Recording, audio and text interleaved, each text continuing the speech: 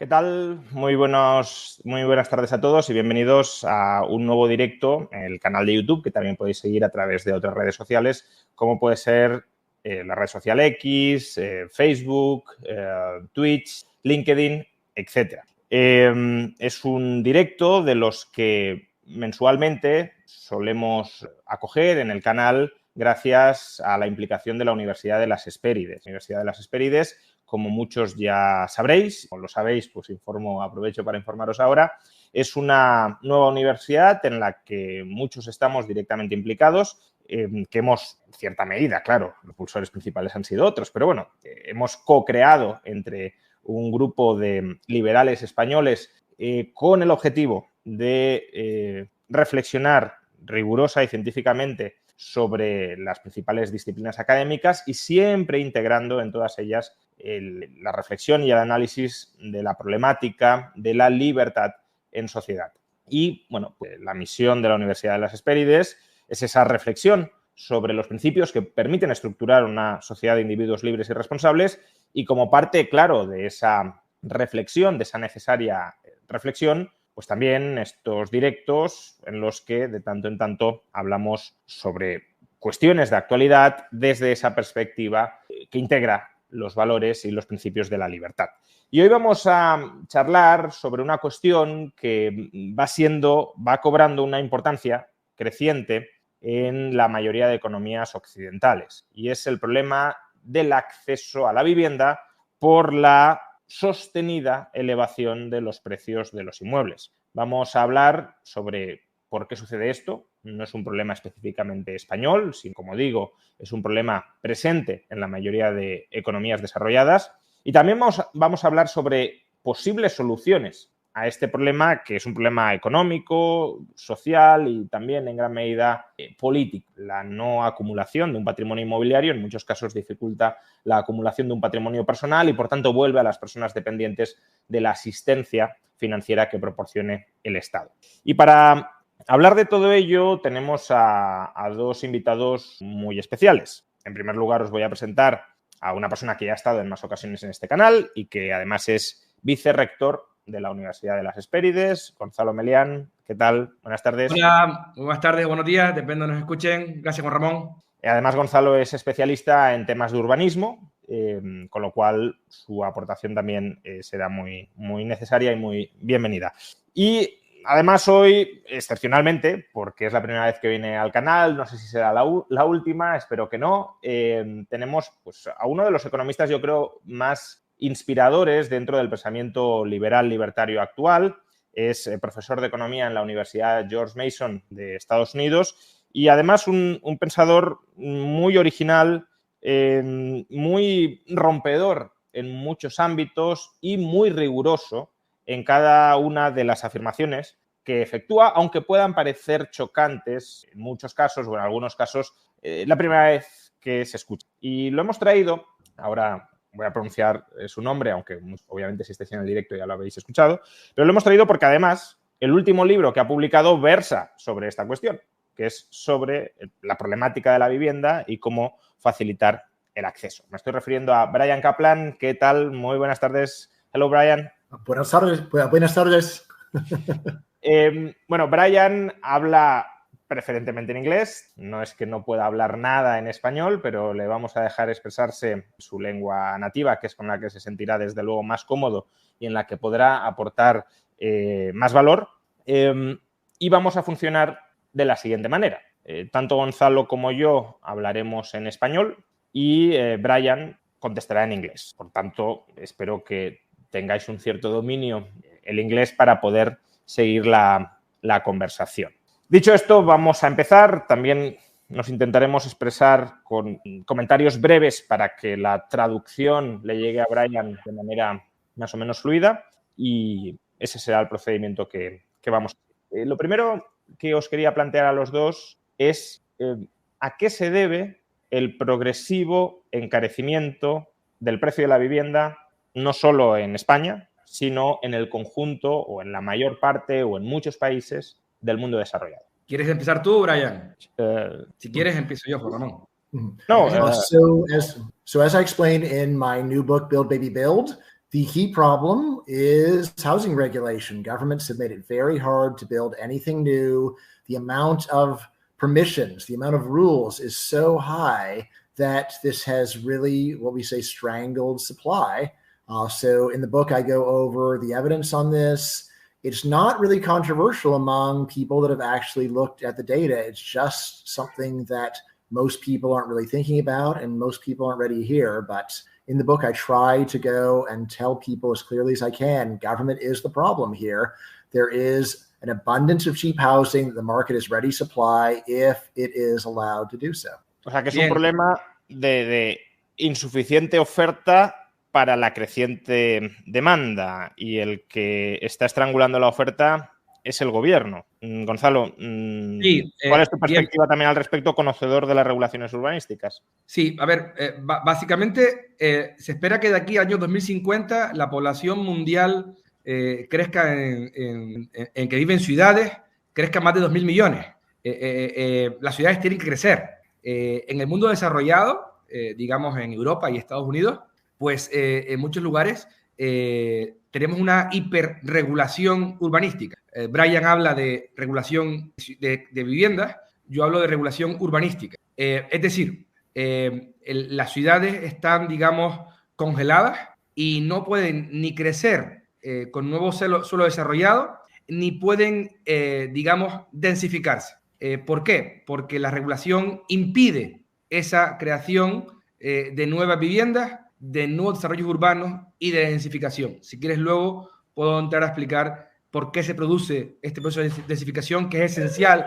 Estáis planteando, por tanto, que el problema es que las ciudades no pueden aumentar la oferta como consecuencia de restricciones gubernamentales, pero por hacer el experimento mental, ¿cómo serían las ciudades si no hubiese esas restricciones gubernamentales y se pudiese construir, algunos dirían, anárquicamente? Bien, a ver, las ciudades, como cualquier orden espontáneo, se construirían en base a unas reglas, derecho contractual, propiedad privada, y habrían planes, por supuesto, pero planes, digamos, de derecho desarrollado. No serían órdenes construidos de arriba a abajo como son hoy por el planificador. ¿Qué significa eso? Pues que básicamente las ciudades se irían desarrollando y transformando en función a los precios. Es decir, si los precios aumentan en el centro, por ejemplo, lo lógico es que se empiecen a densificar los centros. Y es un proceso, digamos, de acordeón, de expansión y de contracción. No produciría lo que se llama el sprawl de forma, digamos, ilimitada, sino que habría un proceso de, digamos, crecimiento expansivo y a la misma vez de intensificación, porque la gente quiere vivir agrupada porque es más económico. Y entonces, bueno, los precios serían el indicador principal para la transformación urbana. Eso hoy no puede pasar. Los precios dicen que hay que construir más viviendas, pero no se pueden construir porque el suelo está protegido por una parte y porque está prohibido, digamos, densificar las áreas urbanas ya hoy edificadas. Pero, Brian, cuando hablamos de densificar, ¿a qué nos referimos? ¿Rascacielos de 50, 60, 100 alturas por toda la ciudad? O, es decir, ya digo, sin esas regulaciones urbanísticas, ¿hasta dónde construiríamos? ¿Cuál sería la forma de las ciudades? It depends very much on what the prices that you have are. The reason why people build very tall buildings is because the land that they're sitting on is very valuable. So in places like New York City or San Francisco, where the land's very valuable, and yet often the buildings that are currently there are a few stories tall, then yeah, I think it's very reasonable to think that you would have buildings of about 40 stories all around Central Park, for example. There are some cost issues where if buildings get over 40 stories, then the extra cost starts going up. But it does look like you can build up to about 40 stories with not that much increase in cost compared to, say, 20 stories. So I think that you would just see a lot more 40-story buildings in the most desirable areas. But yeah, this is really only the beginning. There's also things like just using less land for each house, especially in more valuable areas. There's being able to go and build housing for multiple families. This is especially strictly regulated in the United States. I know that in Europe you're more used to apartments, but Americans do not like to allow apartments. So that's very hard as well. But all of these are things that we should expect with deregulation. And of course, on top of that, there's just large areas that are currently just not allowed to build anything. And with privatization of that land, things can be built on it. Los dos estáis hablando de que la solución al problema de la vivienda es aumentar la oferta y densificar las ciudades. Pero ¿hasta qué punto densificar las ciudades no es también nocivo para mucha gente? Hay gente que se opone a que se construya más porque quiere vivir en zonas menos densamente pobladas. No les gusta un modelo de ciudad masificado. ¿No tiene esta externalidad negativa aumentar la oferta de viviendas? Bien, es un muy buen punto el que acabas de decir, Juan Ramón. Yo diría que, como es lógico, la demanda es heterogénea y hay diferentes personas que quieren vivir en diferentes lugares o diferentes formas urbanas. Y habrá para todos. Lo que pasa es que aquel que quiera vivir en zonas de baja densidad y disfrutar de los servicios que te da una urbe de alta densidad, pues tendrá que asumir los costes precisamente para poder vivir así. Lo que no puede pasar es que haya muchísimas personas que quieran vivir en ciudades, digamos, densas y que no puedan vivir o disfrutar de la ciudad porque las regulaciones lo impiden. Brian, ¿cuál es tu perspectiva sobre las externalidades negativas, los problemas de aumento de la densidad que puede generar un incremento continuado de la oferta dentro de la ciudad? All right. So there's always negative consequences of anyone interacting with anyone. The important thing to think about is what is the net. So think about all the good and all the bad. Most regulation is just based upon someone thinking something could go wrong, but forgetting to think about, well, what are all the things that could go right? So obviously the most blatant changes from density are you get more problems with traffic, more problems with parking. In the book, I point out this is a very easy problem to solve without preventing housing. You just need to go and use smartphones to charge people more for driving during peak times, raise the price of parking. Here in the Canary Islands, in some of the most in some of the most popular areas, parking is totally free. People complain about tourists. The problem isn't tourists. The problem is free parking. Raise the price, especially when a lot of people use it, and the problem really does get solved. So yes, these are problems. So parking problems, traffic problems. But it's also always worth remembering, what are the good things about living around other people? And here, yes, it's more shopping opportunities, more social opportunities, more job opportunities, more cultural opportunities. These are all the things, all the reasons why people usually live near other people. Now you may say, well, some things are good, some things are bad. Who's to say what the package is? What we can say is that actually, when you look at human behavior, we see that most people actually much prefer to live near other people, which means you get all the good and all the bad of living near other people. So I say it's not just me that actually prefers this package. I say large majority of people are willing to pay a lot of extra money to live near other people, even though people do cause problems. Why? Because people also make good things which are more important than those problems for almost everybody. Pero si eso es así, si el efecto neto más oferta es positivo, no podría ser, y este es un argumento que recientemente ha hecho Scott Alexander, no podría ser que aumentando la oferta aumente más el precio, porque si se vuelve la ciudad más atractiva, aumentaremos la oferta y la demanda. Bien. ¿Responde Brian o...? Sí, que responda Brian a esto y... luego yo, si quiere. If we increase supply, will prices increase as well? No, if we increase supply, prices decrease. This is the way that economics works. When you allow people to build more things, more of anything, anytime you can make more of anything, then this pushes prices down because of competition. If you have a child running a lemonade stand and they've made a lot of lemonade, what do they have to do to sell it? They have to cut the price. The idea that building more could actually raise price is one of the strangest things I've ever heard, really. It's something that people would not believe for almost anything else, but somehow for housing, people are so confused. But again, you can really see that in places where you are allowed to build, when prices go up, this creates profit opportunities, people build more, and this brings prices back down. That's the way markets work. Estoy de acuerdo con lo que hay.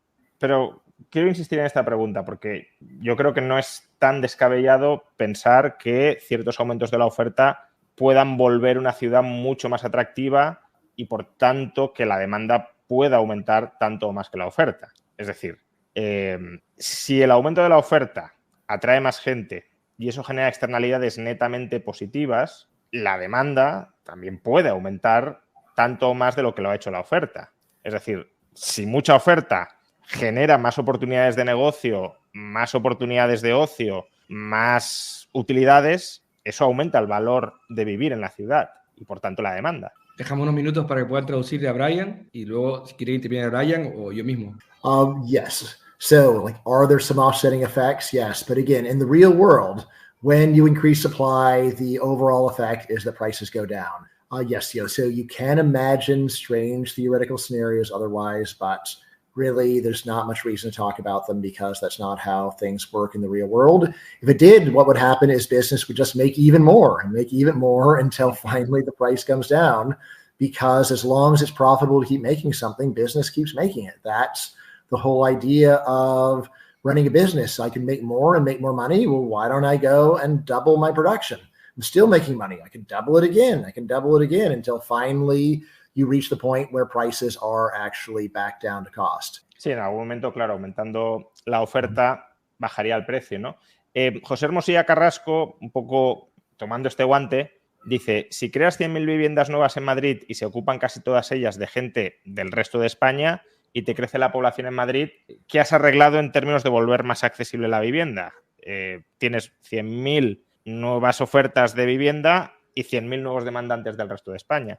Bien, a ver, a mí me gustaría puntualizar un par de cosas. O sea, entiendo el argumento de si la oferta aumenta y aumenta la calidad de esa ciudad, puede llegar una nueva demanda. Sí, pero es que esos son los procesos de mercado. Es que funcionan así. Oferta y demanda están en continua coordinación. Pero si la oferta aumenta, los precios bajan. Eso va a pasar siempre. Después puede volver a aumentar la demanda, por supuesto. Y volverá a aumentar la oferta o a transformarse la oferta o a cambiar la oferta. Pero lo que está clarísimo que sí eleva los precios y empuja los precios al alza es cuando restringes la oferta. Es decir, restringes la oferta de manera artificial por el planeamiento o apruebas leyes, hablando del alquiler, por ejemplo, que lo que hacen es que la gente no quiera alquilar porque la propiedad privada ha dejado de estar protegida. Por cambiar un poco ahora iremos a... Pero vamos a seguir con el tema del urbanismo primero. Entonces, lo que está claro es la ciudad se va transformando. La ciudad es el resultado de unos procesos de mercado. No puede ser algo estático, inamovible. No podemos vivir. La sociedad contemporánea no puede vivir en ciudades del medievo, entonces, o en ciudades de hace 100 años. Entonces, la ciudad tiene que poderse transformar. ¿Y quién transforma la ciudad? La demanda. La demanda es la que realmente dice cómo quiere vivir la gente y cómo quiere que la ciudad sea. ¿Y esa demanda cómo se demuestra? Pues con los precios y con la oferta. También se coordina con esa demanda. Entonces, al final, lo que está claro es, hay algunas personas que dicen, bueno, pero entre el 2000 y el 2007 en España se aumentó el número de viviendas y los precios subieron. Claro, la oferta no fue suficiente, pero además de eso, es que lo que hubo ahí fue una burbuja inmobiliaria como consecuencia de una expansión del crédito, que nada tiene que ver con la restricción de la oferta que tenemos hoy.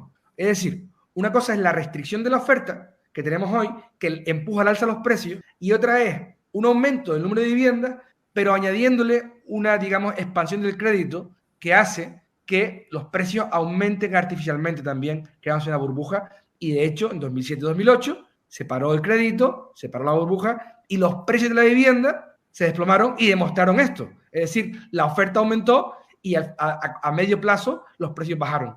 En todo caso, si al aumentar la oferta aumenta más la demanda, eso significa que estamos generando más valor para una mayor cantidad de gente. Claro, al final también la clave está en el incremento de la riqueza. Si la gente tiene más renta disponible, tiene más riqueza disponible, aunque los precios aumenten, porque aumenta el valor de esa vivienda, no habría ninguna consecuencia negativa. Pero justamente quería enlazar esto con otro asunto. Estamos presuponiendo, y esto va para Brian, estamos presuponiendo que precios más altos de la vivienda es algo malo, pero para ciertas personas, los propietarios, es algo bueno. Entonces, ¿cuáles son los pros y los contras de que se encarezca la vivienda? Para los que tienen es positivo, para los que no tienen es una barrera. So, who is against it? That's a great question. I think the honest answer is a large majority of people are against building new housing because they are convinced that it would be terrible. So all the regulations that exist practically, when you ask people about them, they say, well, that's a good idea. That's a good idea. That's a good idea. A lot of the reason why I wrote the book is to say, first of all, there is at minimum an important downside of the regulations, which is reducing housing supply and raising prices. But also I say that most of the complaints that people have are either wrong or they're overstated. And especially people are just ignoring good things.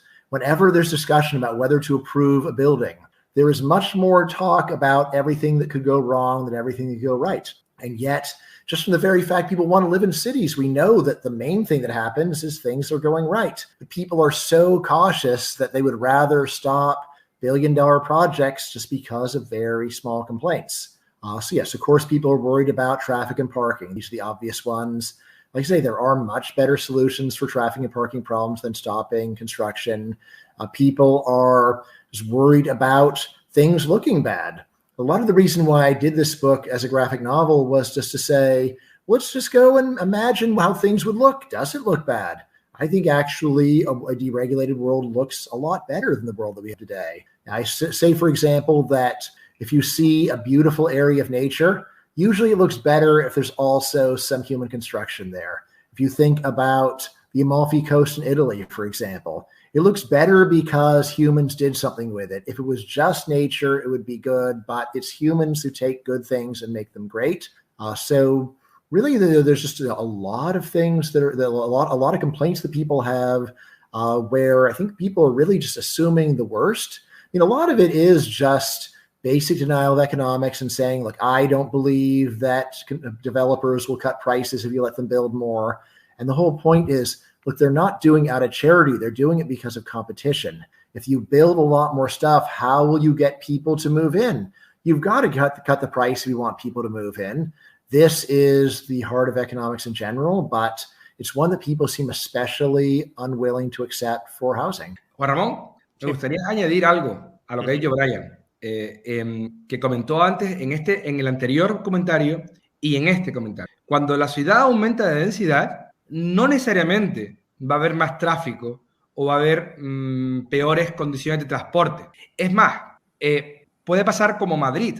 Madrid es una ciudad de densidad media que se ha expandido hacia el exterior con densidades medias y densidades bajas. En Madrid hay atascos importantes, puesto que la gente que vive en la periferia se tiene que transportar al centro para trabajar.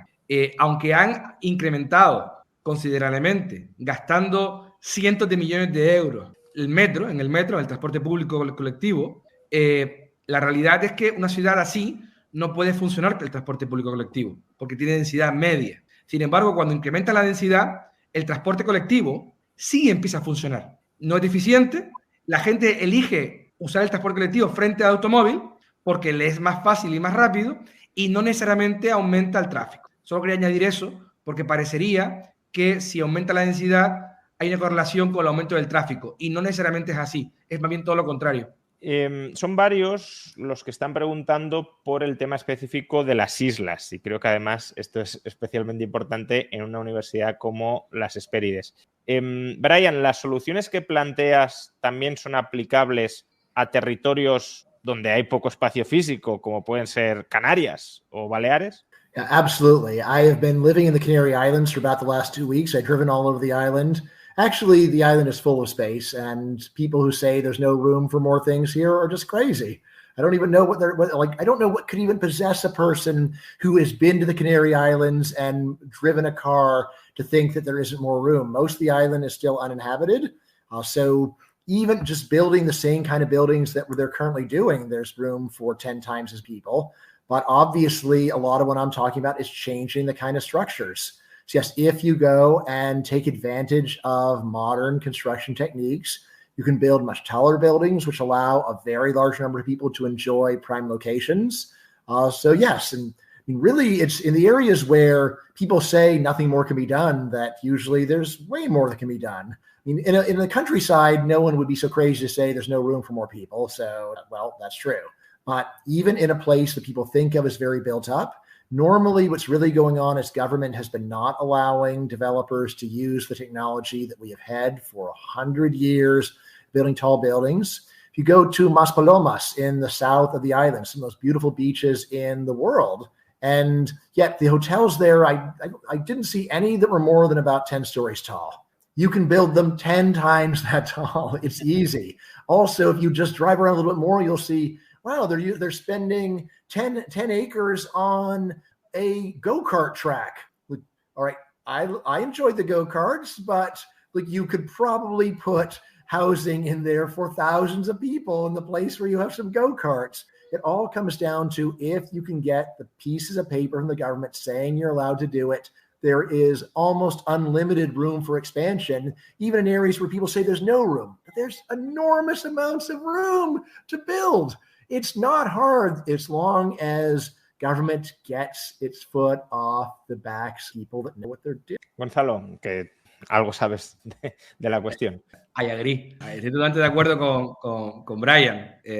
A ver, las Canarias indudablemente tienen mucho suelo para poder crecer, pero viendo tu pregunta, en espacios limitados como las islas, ¿cómo debería ser? Pues con más razón debería poderse permitir la densificación. Quiero decir con esto que entonces todo se va a densificar en las Islas Canarias, todo van a ser ciudades de alta densidad. No. Es una cosa porque los turistas no quieren tampoco estar únicamente en sitios de alta densidad. Hay turistas que quieren estar en baja densidad, otros media densidad, y por otro lado, los que vivimos aquí y los que vivimos en las ciudades principales, pues algunas de las ciudades principales, algunas, no digo todas, pues se deberían de poder densificar. Y no digo que solo se puedan densificar, también pueden crecer porque hay mucho espacio disponible. Pero sobre todo hay que permitir las dos cosas, densificar especialmente y crecer por otro lado. Además, Canarias disfruta de unas infraestructuras de transporte espectaculares gracias a que hay turistas. Es decir, tenemos aeropuertos internacionales, tenemos autopistas, autovías, carreteras que no habrían en islas como esta si no fuera porque tenemos una gran afluencia de turistas. La capacidad, digamos, de poder crecer a nivel urbano y sobre todo densificarse en las principales ciudades no solamente es posible, sino que es necesaria y, por supuesto, todavía hay mucho recorrido para transformar parte de la ciudad y mucho recorrido para transformar partes de zonas que no son o no tienen ningún tipo de razón de ser para impedirse la urbanización. Bueno, es que en Canarias últimamente estamos viendo protestas de todo tipo contra los plátanos, contra los turistas, contra el petróleo. No sé muy bien qué generación de riqueza quieren llevar a cabo en las islas y están en contra de todo. Pero bueno, ese es otro debate. Directo.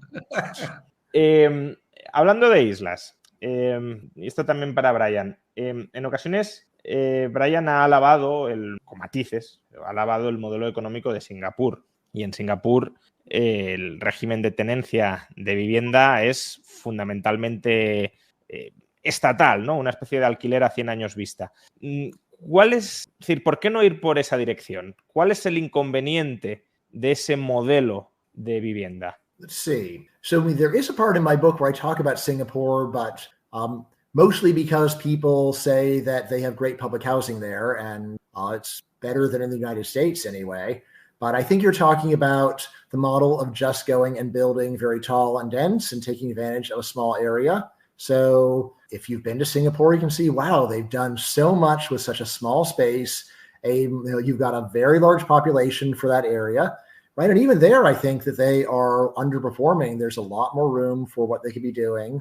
In terms of the advantages, so you've just got a much larger number of people can enjoy a really great life. If Singapore had said we're not going to allow more than 500,000 people here, then not only would a lot fewer people be enjoying it, but there would just also be so much less to do in Singapore. It would be a much more boring place. You think about this, there's a reason why people leave small towns. It's not costs. Costs are low in small towns. The reason is the feeling it's boring here. There's nothing to do. Most of what's interesting in life is caused either directly or indirectly by having other people around. And yet, strangely, there's so much government effort to stop people from living near other people.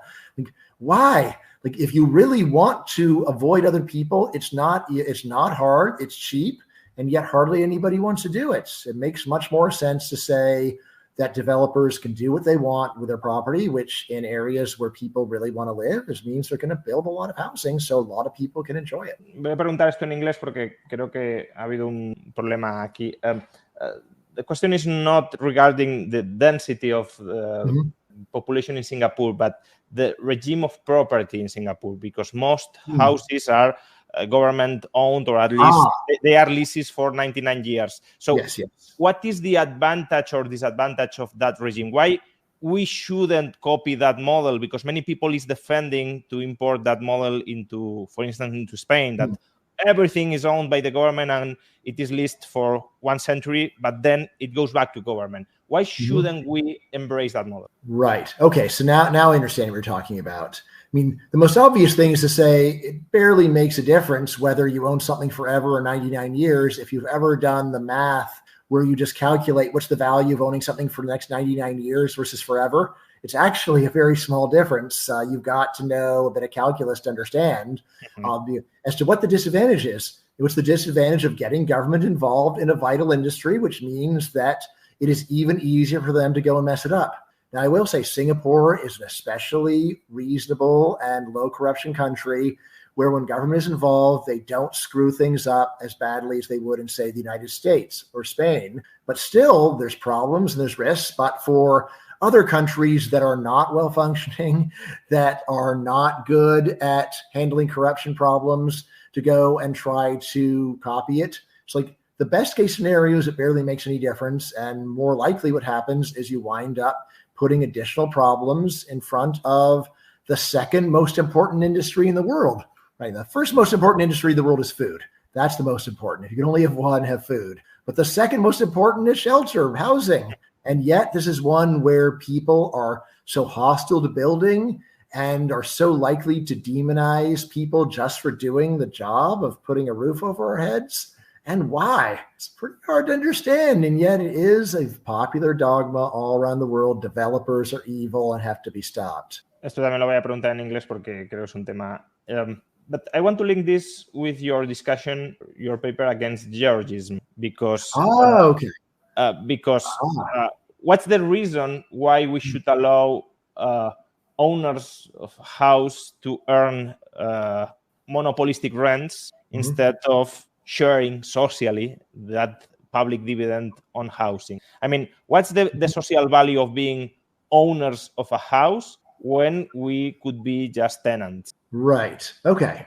So I didn't see the Georges connection, but now I know what you're talking about here. All right. Yeah. So there is this idea. Wouldn't it be great if we were just to go and tax all of the raw value of all real estate? So you can say you don't want to tax the building because then people wouldn't build. But what's the harm in going and taxing the raw value of the land? All right, just to start, it's like, well, then the government gets it, and what is the government going to do with it? So I'd say it's much better to keep it in the hands of the private owners so they don't go and waste it on stuff. But anyway, what I say in that paper is that the main thing that people forget is that the valuable properties that people think of as being the land often have to be discovered. So think about prospecting for oil. It's easy to say, well, once we know that there's 1 million barrels of oil under your land, why should we allow you to drill it? It's like, well, maybe the reason that I went around looking for this land was because I expected that I would be able to go and get the benefit from it. And yes, there is quite a bit of research showing that in countries where the owner of property is allowed to get the mineral resources, the mineral value, they seem strangely to have a lot more resources. It's like, well, why would that be? Because the resources have to be discovered. The resources have to be found. So if you go and take that value, then you discourage people from finding the resources that exist. Furthermore, often if you're running a business, like, is that really a great place to build something? You might, after someone succeeds, say, oh, well, of course, it didn't take any brains to do that. And yet when you really pay attention to business, a lot of what's going on in business is someone is saying, I think I could go and take that land and turn it into a stadium that people would want to go to, right? They take a risk. And if they know that if their idea is good, they will lose the value, then what is the point of taking the risk? So that is another big part of it, is just that all entrepreneurship involves trying to guess what the best use of property is. And when you prevent an owner from profiting from it, you discourage guessing. Probably my favorite example of this. So I know Gonzalo from Guatemala. So Guatemala is rich in archaeological resources, like so much of Latin America. And yet the normal thing now is if you find any archaeological relics, the government gets it, which means why is there any point in even trying to find anything? The golden age of archaeology was the age when whoever finds the resource goes and owns it, and then they're rich off of it. Or whoever owns the land owns it. But if government is the owner of it, then what's the point of trying to go and find out what value lies beneath the sand? So I have a piece called Privatized Archaeology, right? So there's the Indiana Jones line. It belongs in a museum. I said, look, let the museum pay for it if they want it. Why is it that people, hardworking people who go around looking for archaeological treasures shouldn't be able to make money like everybody else? I would like to add something related with what Brian is talking about. Puedes hacerlo en español. No, but I would like to do it in English too. Be careful how you divide the ownership or the private property right. Because if you divide too much and you include regulation with urban planning, you will have an anti-common problem. So it will be very difficult to reshape the city. So private property rights are essential because you need incentive to transform the city. But if you divide into a great amount of parts the ownership and you add too much regulation as we have today, the cost of reshaping the city is really high. I don't know what you think about that, Brian. Right. Anti-commons problems are theoretically interesting. I mean, the most obvious example, I once was in an apartment complex where every parking space was assigned to an owner, and therefore it was almost impossible to ever have a guest visit you because, and I said, well, it would be better to go and just have a much larger, have a lot of the spaces just be unassigned, and then it's not like everyone is going to have their friends come at the same time. So I thought that would have been better. But again, in the real world, I don't think that anti-commons problems are actually very important. There are opportunities for developers to go and buy up larger areas to go and handle these problems. But yes, I don't think that it is actually anywhere near in severity to the opposite problem of not owned by anyone or owned by the government and then just mismanaged. My point is, if you have divided into many parts the ownership in some area where there are many houses, and you add, for example, regulations with urban planning where you cannot increase the density of the city, so you destroy the incentive and you also destroy the possibilities of reshaping. So the division of the ownership plus the regulations will lock the city. That is the point. So it will be very difficult that new builders will go to this area to buy each apartment, each house to rebuild or to reshape the area. So it will be, the consequence will be, I don't know how to say in English now, but something like, degenerado, un lugar degenerado, obsoleto. So the city will be unprofitable and will reduce the possibility for division of labor and opportunities. Right. So again, I'll say theoretically possible, but I don't see it really mattering very much in the real world. Sure. If you wanted to go and build skyscrapers in San Francisco, it would be easier if there was one landlord who owned every city block, and then you could just go to that landlord and buy the block and then evict everyone and put your skyscraper. That would make it easier. But I'd say in the real world, if it were just possible for developers to go to individual owners and buy it up, we would have a lot more development than we do right now. So I don't think that really is that big of a problem. So in the United States, we do have homeowners associations. They do provide some valuable services, but I think that you'd be likely to actually get more development without homeowner associations because then you just go and find the owners that are most eager to sell. Whereas to go and buy out a homeowner association, you would have to convince a majority of people in the homeowner association. So it's just easier generally if you can go and shop around and say, well, there's 100 owners. I need to buy from 10 of you. I don't care which 10. That's easier than going and convincing a majority of a whole group to go and sell to you. So that would be my story anyway. There are advantages when a developer gets one large area and then they can simultaneously build all of it. But I don't see that the division of property in urban areas is an important barrier to development. The problem is government won't let even an individual owner sell to a developer. And again, there are a lot of tactics that developers can use in a decentralized area, like you buy options, where you go to every owner and I'll say, I'll pay you $1,000 just for the right to go and buy this if I feel like it later on. And then you go and you just get a lot of options. And once you have the options, then you can go and look at, out of all my options, which one is the best. So it doesn't even cost that much to go and handle problems like this. So I just don't think it's that severe. I agree that the problem is the regulations, but yes. Can we agree that sometimes how the ownership is organized will facilitate, will increase? Right. Would be. I mean, so definitely you could make it easier, but I'd say, look, if you were free to go and buy from any owner in San Francisco and build whatever you wanted on property you bought, we would be seeing a lot of skyscrapers. One question that has arrived at the chat is that maybe we do not need larger cities, but more large cities. So instead of increasing the size of some reduced number of cities, we should increase the number of medium, large size cities. What's your opinion on that? ¿Por qué no ambos? ¿Por qué no ambos? Yes, let's have more cities. Let's let cities grow. Let's let big cities get even bigger.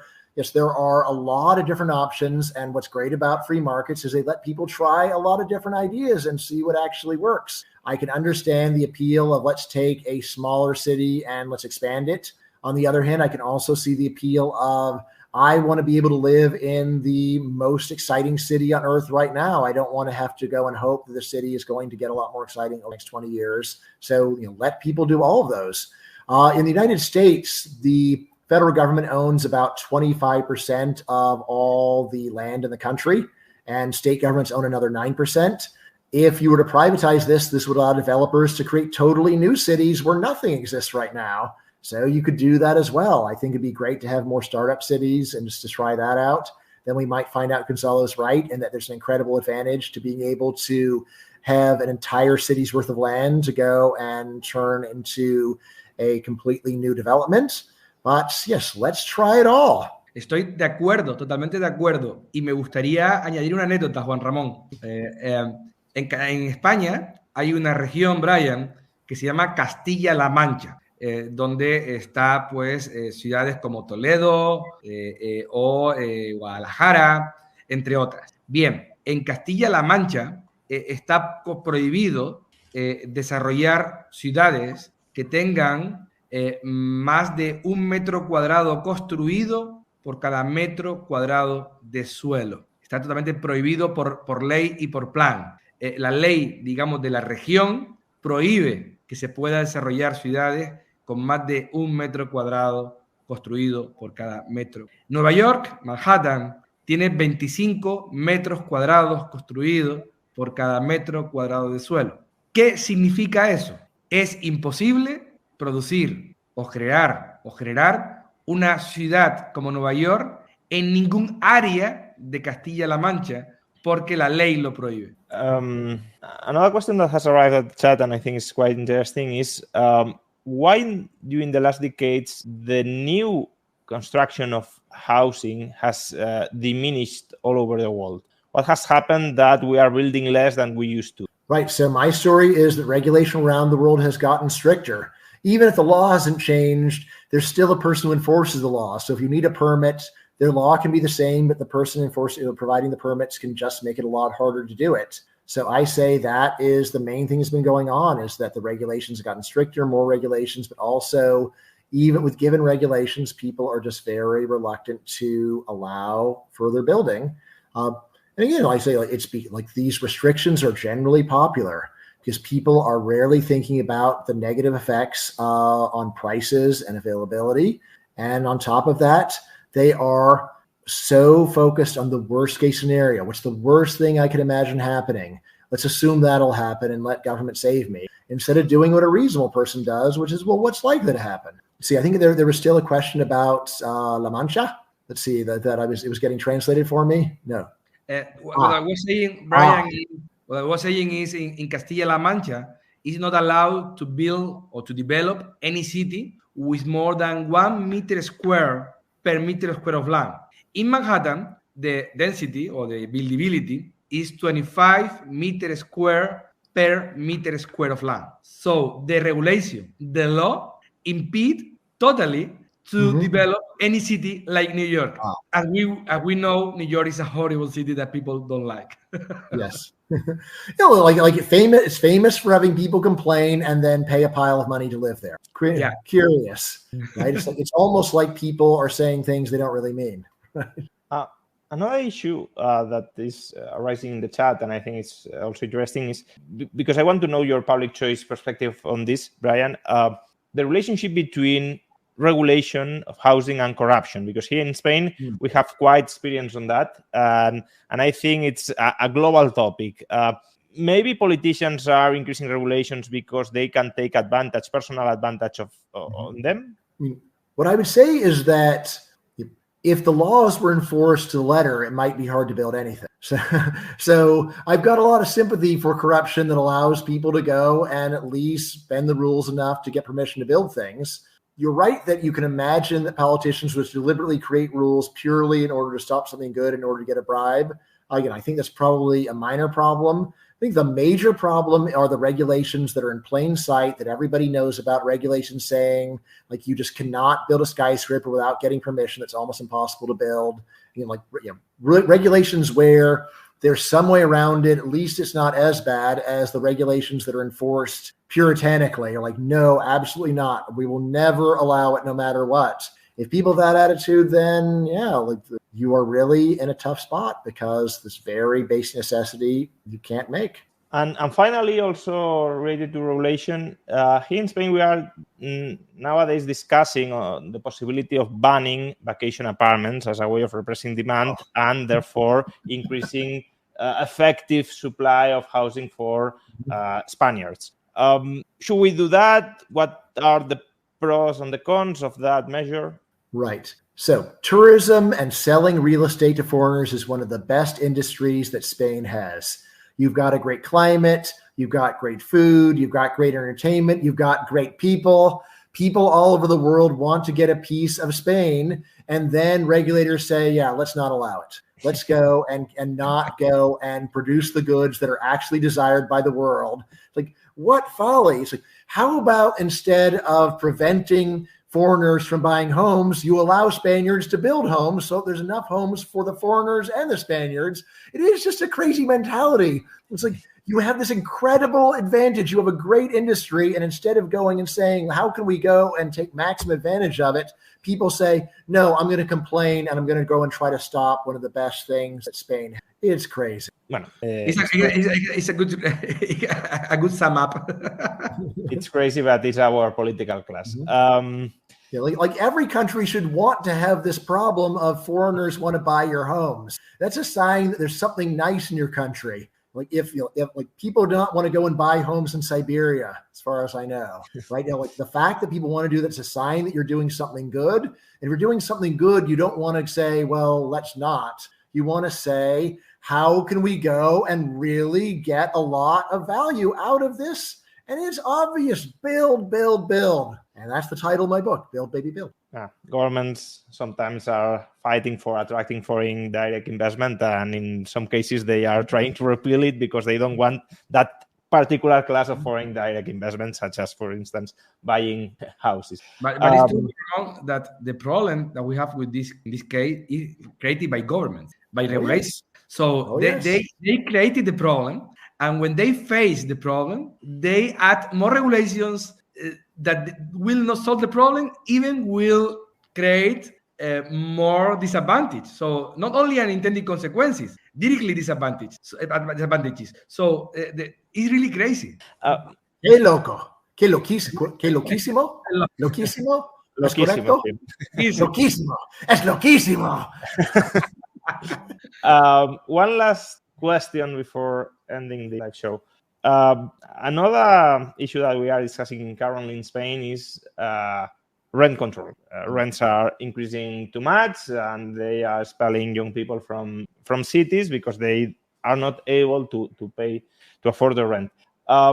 What's the current state of the art in the issue of rent controls? Because initially most economists were very much against rent controls as something crazy and stupid and useless. But in the last years, some new economists appear saying that some type of rent controls, second generation rent controls, are not so harmful, that they can provide some advantages, that if you have a concentration of supply in some areas, of control of supply in some areas, maybe you need some rent controls to counteract monopoly power.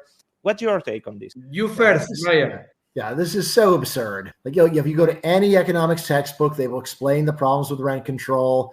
If you have rent control, it does not make apartments or housing more abundant. It makes it less abundant because people want to build less. It just means that you get queuing and people desperately trying to go and get a place because having the money is no longer enough to get what you want. Other problems include just decay of the quality. If landlords know that they can go and have 100 different possible tenants, then they don't need to try very hard to make tenants happy. Can you make rent control less bad? Sure, you can make it less bad, but why try at all? It's just a failed, terrible idea.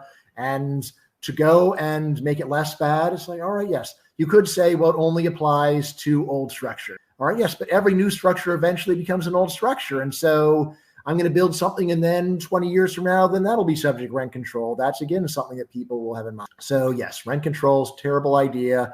People are just so eager to avoid the obvious thing of deregulate, let developers build a lot of stuff, prices get cheap and abundant, high quality. It totally works. Why fight an idea that totally works with a bunch of crummy ideas where you have to go and keep tweaking them just to prevent them from being complete disasters? Come on. I would like to say in English, but I will sum up later in Spanish. So I agree. It's the worst idea that you can do. Even, you generate the problem. You created the problem because you increase the scarcity through the regulation. And after that, as the prices increases due to the regulations, now you include price control. That is the worst situation. And that is what happened in all the socialist economies. So you do that because as you fail in the first period of regulation, now you will increase the price you will introduce the price control. And this is the worst. So lo que he dicho es, básicamente, es que es la peor idea. Probably the worst would just be to destroy all the housing, but it's pretty bad. Yes. Or you can destroy everything and say, "Look, we're tired of having this problem." In the long run, one policy leads to the other result. Or it could be possible to force people to go out of the city. That also could be a possibility. Yes. So let's rustify them. Yes. Yeah. So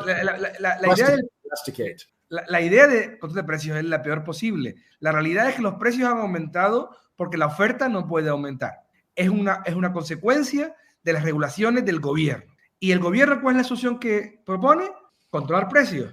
¿Por qué? Porque como él ha sido, digamos, el que ha creado esa situación, al final su única solución es el control de precios, que lleva a la ruina en el largo plazo. Porque al final, en el largo plazo, lo que va a haber es mayor escasez y mayores precios y un deterioro general de la ciudad y la economía.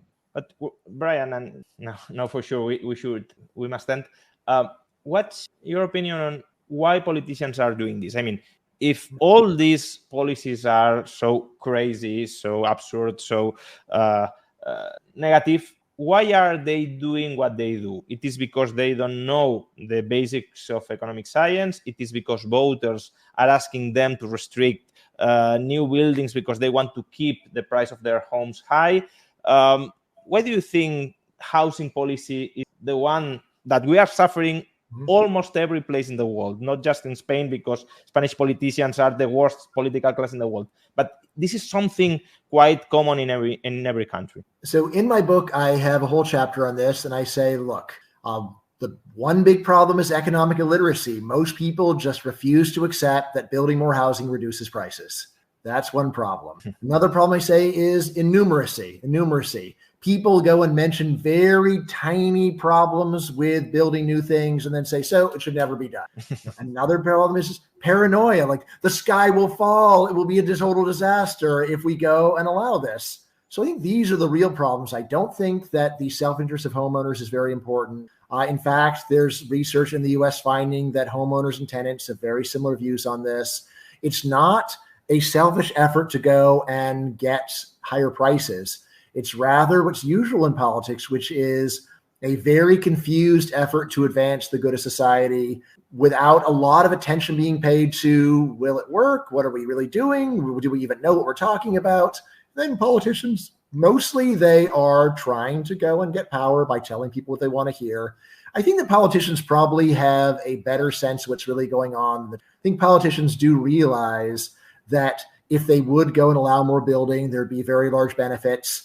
But they think they know it's unpopular. And also, of course, a lot of politicians have an ideology saying builders are evil, developers are evil. I would be a traitor to my own ideology if I went and allowed people to build things. So I think that's the main thing going on. But really, it's these bad ideas, just thinking that it's such a hard problem. It's not a hard problem. Just let builders do their job. They know how to do it. 100 years ago, they were able to build the Empire State Building in about a year. We have the technology to do it. It's just that government won't give permission to do the job. Gonzalo, para terminar también contigo, quizás he sido un poco superficial cuando he dicho que este es un problema que afecta a prácticamente todos los países del mundo. Mirando sistemas urbanísticos comparados, hay países, hay economías donde hay más libertad de construcción, de edificar, y en ese sentido se construye más y se abaratan los precios. Es una muy buena pregunta. Indudablemente, antes dijiste que los políticos españoles eran los peores. Yo diría que el planeamiento urbano español es de los peores. ¿Y por qué es de los peores? Porque es de los más regulados. Yo he estado estudiando diferentes sistemas urbanísticos, el británico, el alemán, el francés, el Estados Unidos. Y si comparamos, por ejemplo, el sistema de Reino Unido con el sistema español, veremos que el planeamiento urbano en Reino Unido es más orientativo y menos restrictivo. En España es totalmente planificado y restrictivo.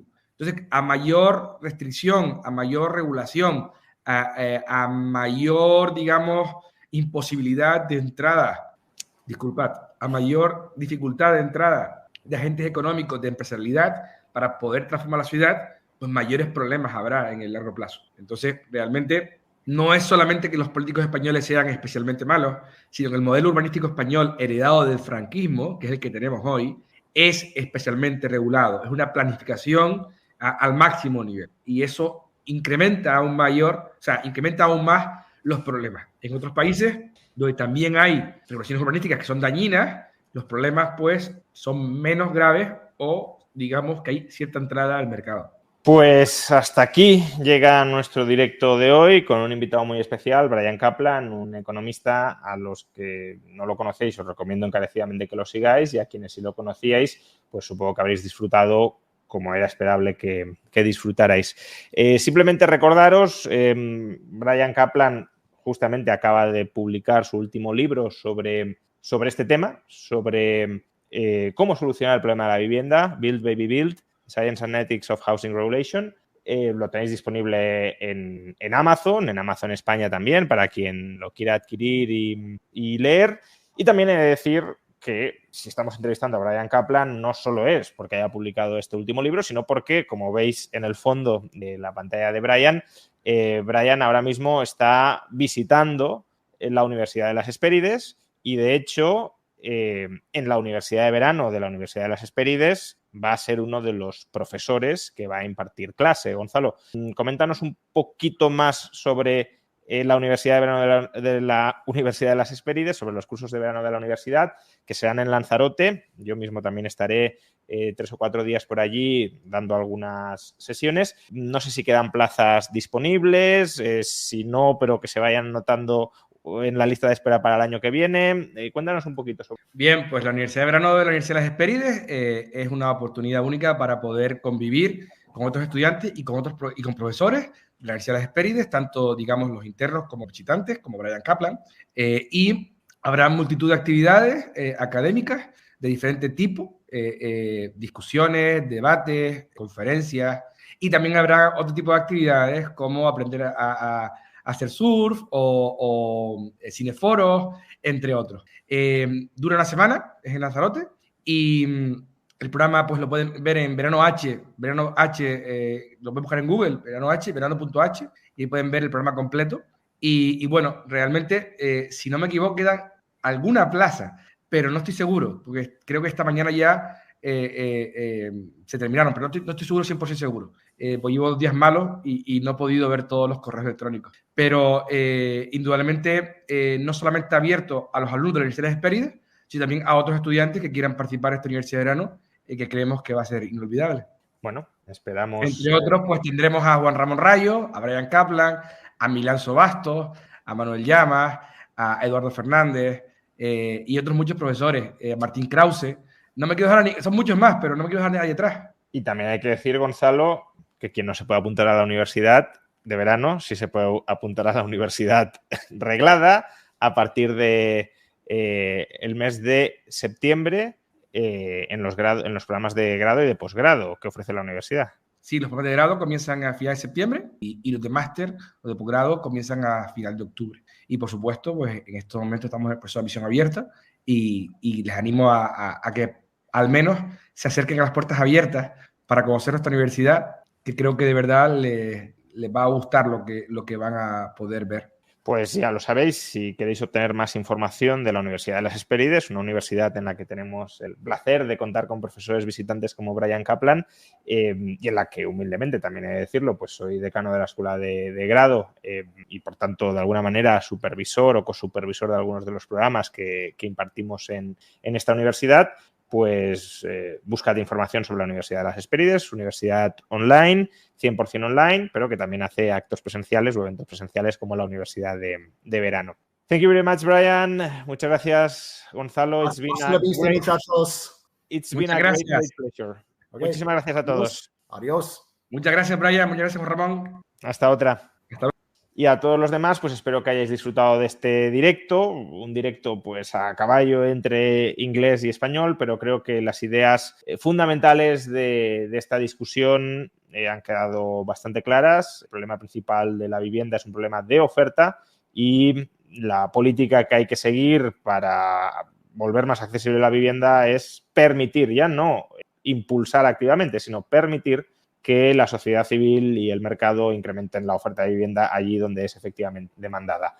Ojalá se tome buena nota de ello y no vayamos por la senda de reprimir la demanda con cada vez más regulaciones que lo único que generan es pobreza y no mayor accesibilidad de la vivienda. Muchas gracias a todos y muchas gracias a la Universidad de las Hespérides por acoger este directo y a todos vosotros pues nos veremos próximamente en el canal y si queréis obtener más información sobre la Universidad de las Hespérides la podréis obtener pinchando en el enlace que aparece en la caja de descripción del vídeo y en el comentario destacado. Hasta otra.